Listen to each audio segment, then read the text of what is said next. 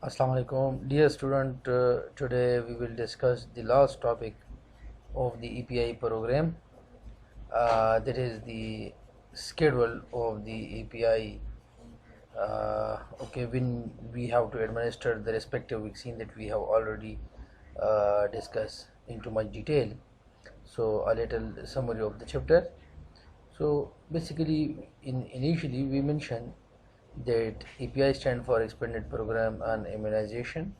Yes, when this program was launched or established, yes, in this program was established in 1974. Anyhow, in our country, Pakistan, the program was established in 1978.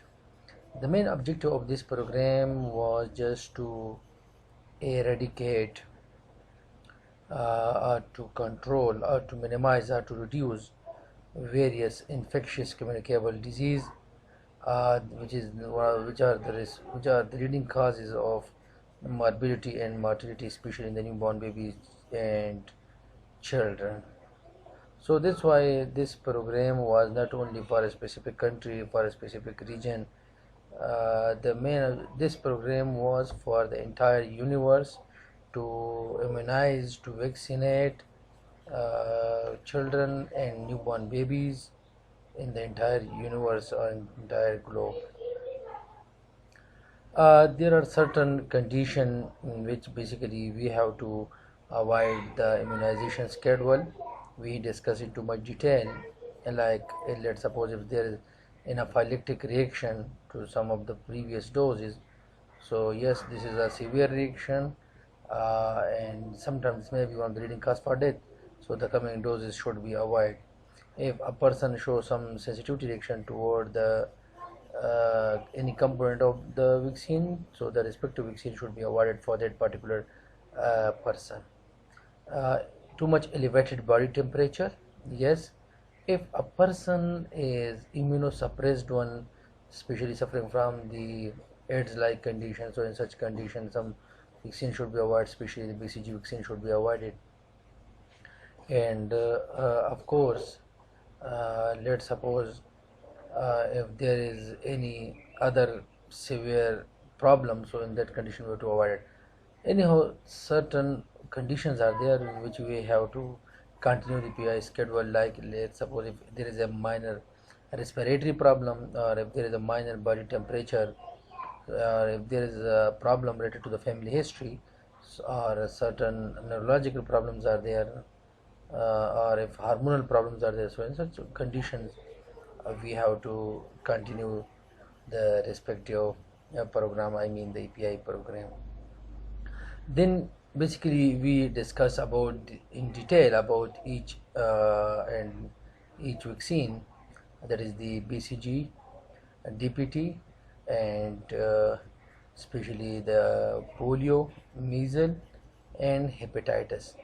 And we mentioned that these are the listed diseases which are too much contagious in nature, which are communicable in nature and have the spreading ability in the entire. And I mentioned you people especially that in the coming time there is a possibility that corona virus or corona diseases may be part of the immunization schedule. It's very important because this is too much highly contagious infectious disease. So this was about the previous lecture, and that we have discussed in too much detail about each and every vaccine. So today basically we will discuss about the schedule of the API program when this program was launched, and the objective was just to vaccinate, to immunize the newborn babies, the children, anyhow any age, a candidate of any age, if it is needed, is to be important. So the schedule should be followed, and especially in case of female candidate, yes, mostly due to the unhygiene condition in our society. So tetanus is one of the leading cause for death during the delivery condition. So that's why it's too much important to vaccinate, to immunize, especially the female candidate, in order to avoid such problem that we are facing in the coming time. So we have the respective schedule. That is the first schedule that I have mentioned in front of you people, and that is schedule related to tetanus for female candidate. And as I mentioned that especially female have this problem regarding the tetanus sometime during delivery condition. So the main objective is to vaccinate, to immunize the female candidate in order to avoid the mortality chances in case of female during delivery or during their lifespan, and especially that particular time. So here we have the respective doses. On one side it is clear to you people, dose 1, 2, 3 and up to 5. So we have a total 5 doses are there. Total 5 doses are there for the tetanus, and I think this is just to for the complete immunization program, to completely immunize the candidate regarding the tetanus. Yes, prophylactically we should have to administer total 5 doses. So the next one, optimum dose interval. Yes, we have minimum acceptable dose interval and estimate duration just to protect the candidate. So come toward the point. Dose 1 regarding the tetanus. So dose 1 regarding the tetanus, at first contact with the health worker or as early as possible in pregnancy. So let's suppose if the candidate have that specific period, yes, if pregnancy is there, let's suppose if first contact with the health worker is there, so we should have to administer the first dose. So the first dose of the tetanus should be administered to the female candidate if she visits to the yes hospital and she have a contact with especially the health workers. That's most probably during the pregnancy condition as early as possible. So minimum acceptable dosing interval. So minimum acceptable dosing interval is at first contact with the health worker or as early as possible in pregnancy. This is the minimum acceptable dose interval. So estimated duration of protection. So okay, what is basically the benefit of the first dose? So the first dose basically that have the capability directly to protect you from the problem.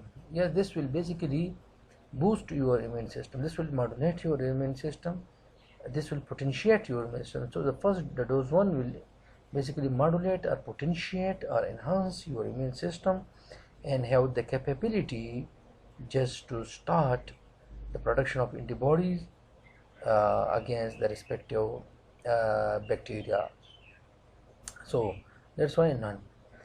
Dose 2, when we have to administer dose 2. So dose 2 that should be administered 6 to 8 weeks after the dose 1. Okay? It means that the second dose of the tetanus should be administered 6 to 8 weeks after the first dose. Okay, so minimum acceptable dose interval at least 4 weeks. It's the minimum. The normal is 6 to 8 weeks interval of the second dose, the first dose, but at least 4 weeks after the dose 1. And okay, this dose 2 have the capability to boost you and to protect you for 1 to 3 years from the hepatitis.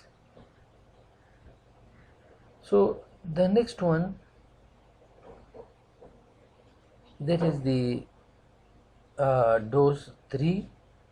So dose 3 basically it should be recommended, should be administered 6 to 12 months after the dose 2. So once you administer the dose 1, yes, so you administer the dose 1 and Yes, we mentioned that dose 2 should be administered at 6 to 8 weeks after the dose 1, and here the dose 3, okay, it should be administered 6 to 12 months after the dose 2.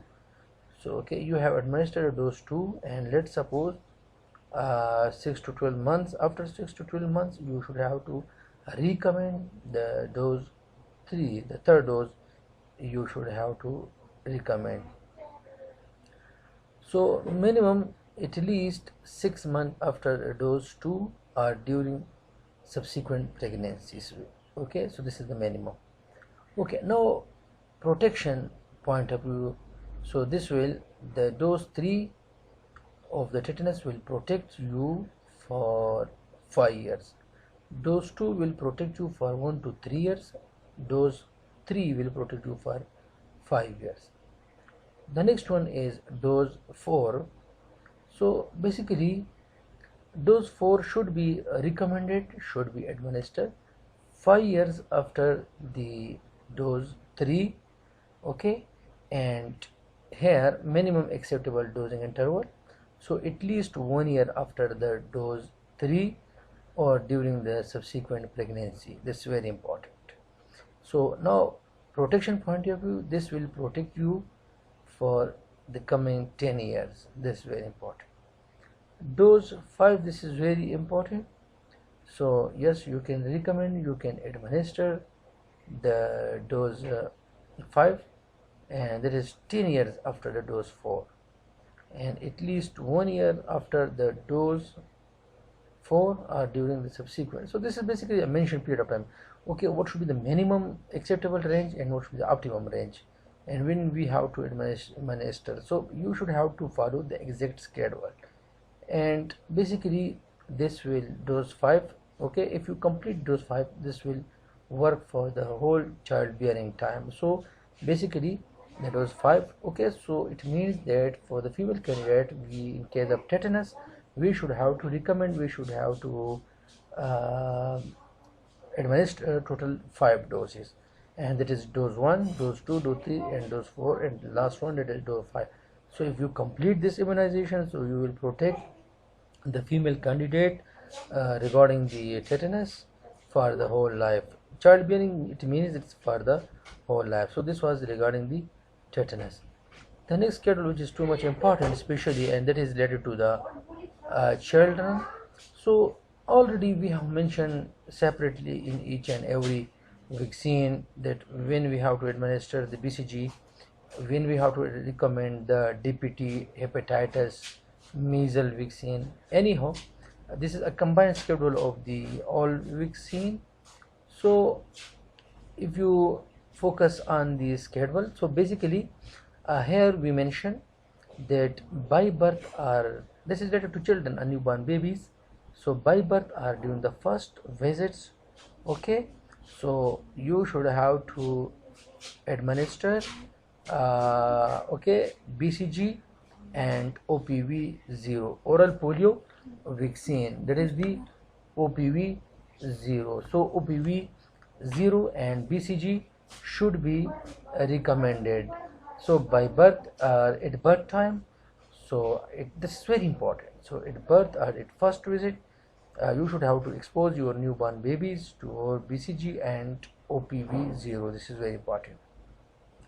The next, okay, the second visit, which is basically related to the 6 weeks, when once your newborn baby or child becomes it of the 6 weeks, so you should have to recommend OPV 1, pneumococcal 1, pentavalent 1, and the rotavirus 1. So once your child becomes that of the 6 weeks, so you should have to administer OPV. It means that I mentioned in the lecture, at least we have to continue for the 5 years. So at least the polio vaccine should be continued. So that's OPV 1 and pneumococcal 1. So obviously to protect your child from the pneumonitis-like condition, and pentavalent 1. So here pentavalent is basically this contain vaccine for diphtheria, pertussis, tetanus, and hepatitis, and especially Haemophilus influenza. So once you administer the pneumococcal 1 to your child, this will protect your child from the pneumonitis, pneumonia condition. When you administer pentavalent 1 to your child, newborn baby, this will protect your children from diphtheria, pertussis, tetanus, especially hepatitis and Haemophilus influenza. This is very important. And on second visit, yes, you should have to administer the rotavirus vaccine. This will basically protect your newborn baby, the child, from the uh, severe diarrhea condition, because diarrhea is some in our society, our community, diarrhea, and this is one of the severe dehydration is one of the leading cause for death of the newborn babies and children. It's very important. So the third visit, or once your child newborn baby becomes that of the 10 weeks, so you should have to recommend OPV2, pneumococcal 2, pentavalent 2, and rotavirus 2. So it again, this contain basically the vaccine that basically protect your newborn babies and children from pneumonia. So pneumococcal 2 from pneumonia, and pentavalent again, this will protect your child from diphtheria, pertussis, tetanus, hepatitis, and that is the Haemophilus influenza, because pentavalent contains 5 vaccine, and rotavirus should be continued to protect from diarrhea. So the next one on fourth visit, or you can say once your child or newborn baby becomes that of the 14 weeks, so here you should have to recommend again, yes, OPV should be continued, so that will be considered OPV3. Yes, to protect from pneumonia, pneumococcal should be continued, that is to be pneumococcal 3. Pentavalent 3, yes, to protect from diphtheria, pertussis, tetanus, hepatitis, and that is the H influenza, Haemophilus influenza, and rotavirus, yes, to protect from. So while administer these vaccines, especially pentavalent up to 3 and pneumococcal up to 3 and rota to 3, this will be the complete immunization regarding the respective disease.